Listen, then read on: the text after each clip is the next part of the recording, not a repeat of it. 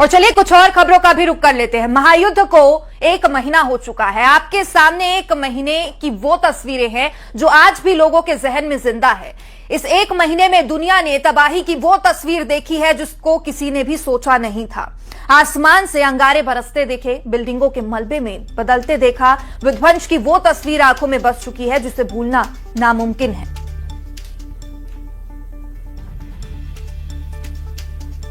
तो देखिए, महायुद्ध को 1 महीने हो चुके हैं और आपके सामने हर दिन की अलग अलग तस्वीरें हैं जो आज भी लोगों के जहन में जिंदा है। इस 1 महीने में दुनिया ने तबाही की कई तस्वीरें देखी है जिसको किसी ने भी नहीं सोचा था। आसमान से अंगारे बरसते देखे, बिल्डिंग्स को मलबे में तब्दील होते देखा और विध्वंस की वो तस्वीर आंखों में बस चुकी है जिसे भूलना नामुमकिन है।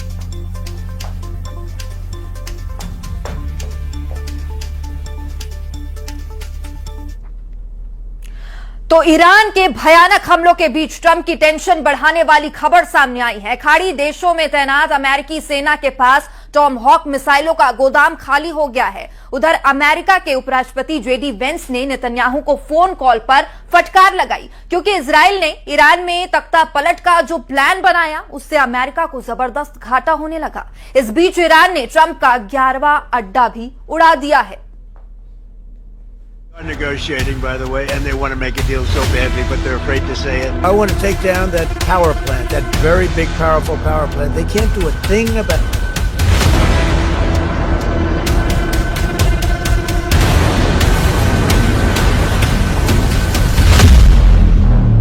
इजराइल में ईरान की जुल्फिकार मिसाइलों के धमाके ट्रंप के सभी दावों की धज्जियां उड़ा रहे हैं।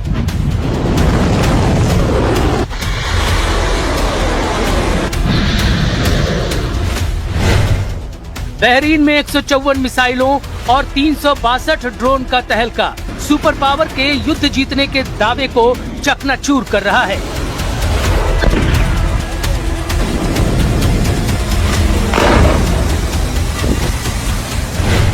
सऊदी अरब के रियाद में 6 मिसाइल फटने से साफ हो गया है कि ईरान बड़ी बेरहमी से दुश्मनों को मार रहा है।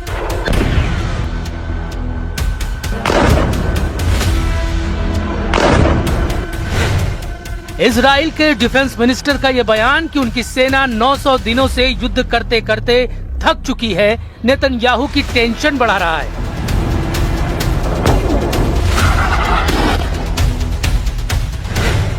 जेडी वेंस का दावा कि ईरान जैकेट वाला एटम बम फोड़ने वाला है, परमाणु युद्ध की सटीक भविष्यवाणी साबित हो सकता है।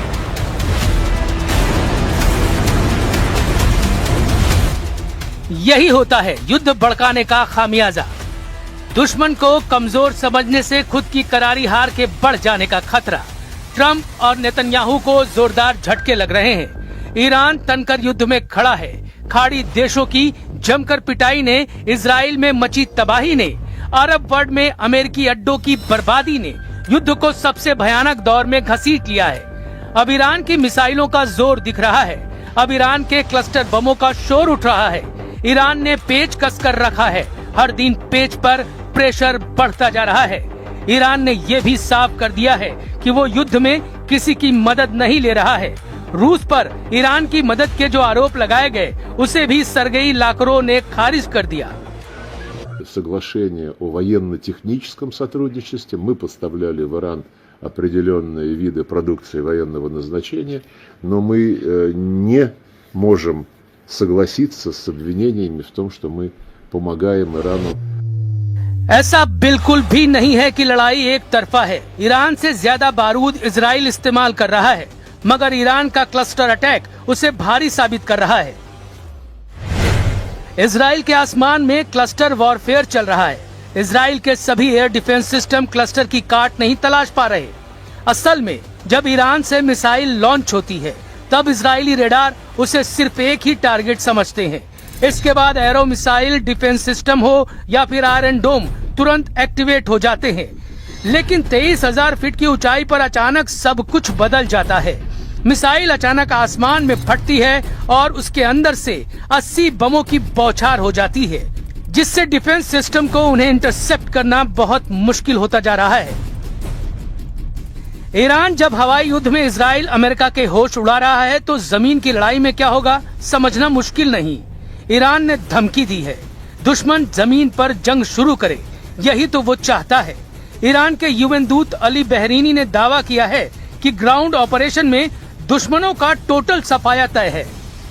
Ready for any scenario, including any kind of ground operation.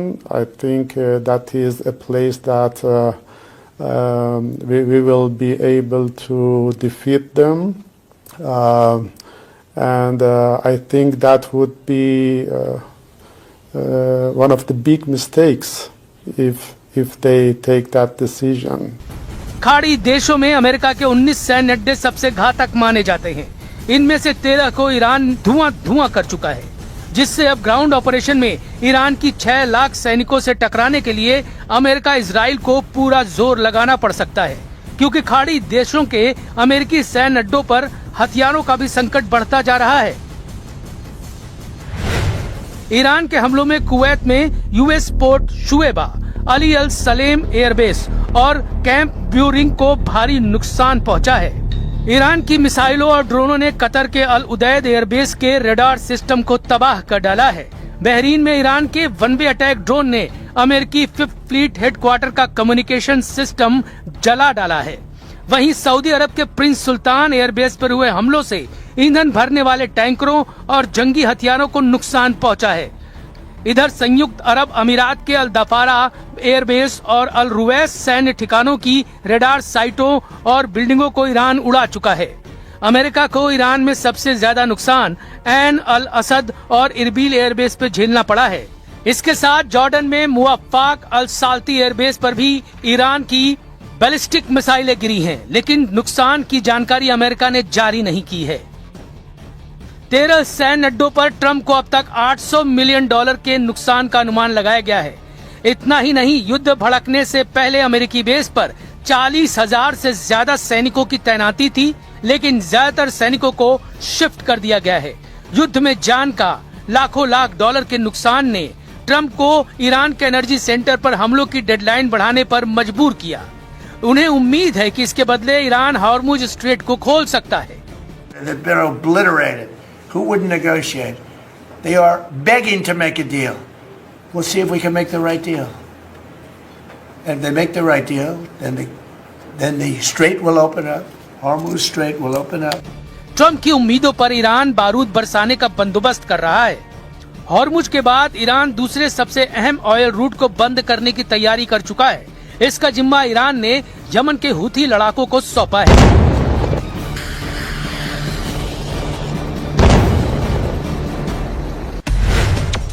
Iran ने यमन के पास बाब अल मंदाब स्ट्रेट को ब्लॉक करने की धमकी दी है। बाब अल मंदाब रूट लाल सागर को अदन की खाड़ी और अरब सागर से जोड़ता है। ये स्ट्रेट दुनिया के महत्वपूर्ण कारोबारी समुद्री मार्गों में से एक है, जहां से यूरोप और एशिया में गैस और तेल की सप्लाई होती है। लाल सागर के इस ट्रेड रूट से हर साल $1 ट्रिलियन का कारोबार होता है। हुती चीफ अब्दुल मलिक हुती को सुन लीजिए। ईरान समर्थक लड़ाका ग्रुप के चीफ ने जिहाद का ऐलान कर दिया है। طاغوت العصر اليهود الصهاينة وذراعهم الأمريكي وأي تطورات للمعركة تقتضي الموقف العسكري سنبادر إلى ذلك بكل ثقة بالله سبحانه وتعالى। युद्ध में अब ट्रंप के लिए आफत ही आफत है। सबसे ज्यादा टेंशन तो ईरान के जैकेट एटम बम ने बढ़ा रखी है, जिसके खतरों को उपराष्ट्रपति जेडी वेंस ने ट्रंप को समझा दिया है। द गार्डियन की रिपोर्ट के मुताबिक जेडी वेंस ने जानकारी दी है कि ईरान ने जैकेट वाला न्यूक्लियर बम बनाना शुरू कर दिया है। यह आशंका इसलिए जताई जा रही है क्योंकि ईरानी मीडिया में उसके एनपीटी से बाहर निकल जाने की खबरें छप रही हैं। लेकिन क्या जैकेट परमाणु बम ईरान बना सकता है? अमेरिका के पास ऐसे एटम बम हैं। अमेरिका के पास दुनिया का सबसे छोटा परमाणु बम है, जिसमें 23 किलोग्राम वॉरहेड ले जाया जा सकता है, जिसकी कुल क्षमता 10 टन TNT की है। ईरान के पास 440 किलो यूरेनियम है। 440 किलो यूरेनियम से ईरान 11 परमाणु हथियार तैयार कर सकता है। लेकिन ईरान के पास न तो अमेरिका तक मार करने वाली मिसाइल है, न ही उसके पास ऐसा कोई जंगी जेट जो सुपर पावर को दहला सके। तो फिर हमला होगा कैसे? इसकी आशंका जताई जा रही है कि ईरान अमेरिका में एक्टिव अपने स्लीपर सेल को ये मिशन सौंप सकता है। खैर, इस खतरे पर अमेरिका अलर्ट है, लेकिन जिस बात ने ट्रंप और नेतन्याहू को डरा दिया है वो इजराइल की सेना की कमजोरी है। इजराइल आर्मी 900 दिनों से लगातार युद्ध लड़ रही है, वो भी 1-2 नहीं 7 फ्रंट पर भयानक युद्ध जिसका कोई अंत नहीं दिख रहा। इसके चलते इजराइल की सेना में विद्रोह पनपने लगा है। ग्राउंड ऑपरेशन के करीब आकर अगर इजराइल के सैनिकों ने कदम पीछे खींच लिए तो अमेरिका कहीं का नहीं बचेगा। शायद यही वजह है कि ट्रंप नेटो और खाड़ी देशों के साथ संयुक्त सेना उतारने का प्लान बना रहा है।